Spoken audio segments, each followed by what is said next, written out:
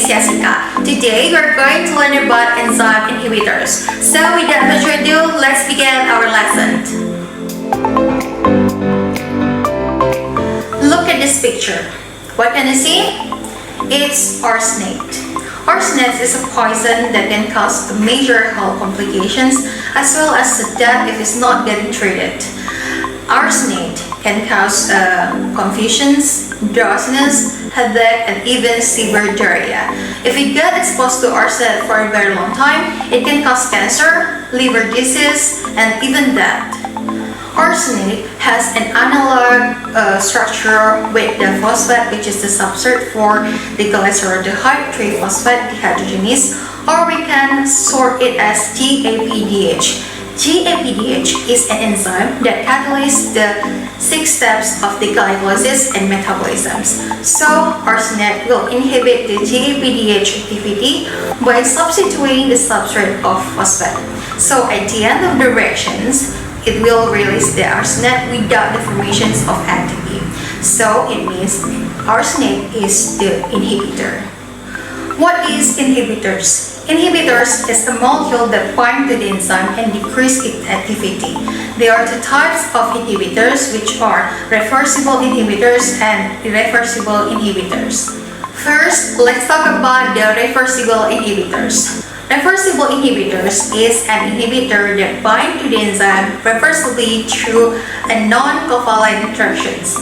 The activity of enzyme is fully restored by removing the inhibitors. There are 3 types of reversible inhibitors, which are competitive inhibitors, uncompetitive inhibitors, and non-competitive inhibitors. Competitive inhibitors. Competitive inhibitors have similar structures with the substrate. So this kind of inhibitors will compete to the substrate to bind to the enzyme's active site. But we can solve this problem by adding more substrate. The more substrate present or available, the more easier substrate to bind to the enzyme's active site. So it means the enzyme's activity will not affect it. Non-competitive inhibitors. Non-competitive inhibitors bind to the other part of the enzymes rather than the active site of the enzymes, resulting the shape of the active site changes. So this kind of inhibitors doesn't affect it by adding the substrate concentrations. Example of non-competitive inhibitors is feedback mechanisms. So the metabolic reactions inside of the body need to be controlled and balanced. Overwhelming amount of product is not good for our body. So that's why we need a feedback mechanism. Look at this picture.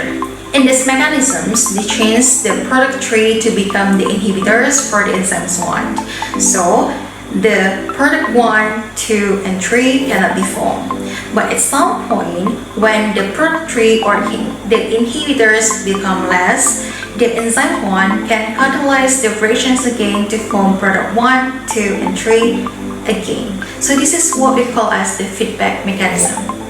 Uncompetitive inhibitors. Uncompetitive inhibitors doesn't bind to the enzymes, to the free enzymes, but rather they bind to the enzyme substrate complex to form an inactive enzyme substrate inhibitors complex. So this kind of inhibition cannot be reversed by adding the substrate concentrations since they're not compete with the substrate for the same binding active site. The second type of enzyme inhibitors is irreversible inhibitors. Irreversible inhibitors are binding covalently or non-covalently to the enzyme active site and permanently inhibit the enzyme's activity. There's no reversal for this kind of inhibitions by decreasing the inhibitors concentrations.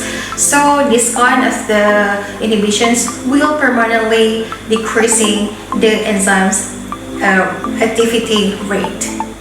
There are 3 types of irreversible inhibitor, which are group-specific, affinity-label, and site inhibitors. Group-specific only reacts to a certain chemical group of the amino acid side chains. Affinity labels has a similar structures to the substrate and will bind to the enzyme's active site and form a stable covalent bond. And site inhibitors is a relatively inert molecule that is transformed by the enzymes at its active site to form a reactive compound that is permanently inactivates the enzyme's activity. Next, we're going to discuss about the enzyme affinity. So we can assume affinity is like the efficiency of enzymes to bind with the substrate.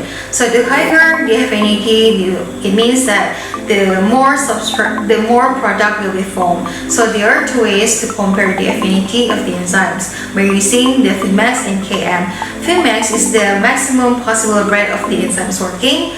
Km, or the Michaelis-Menten constant, is to measure the affinity of the enzymes to the substrate.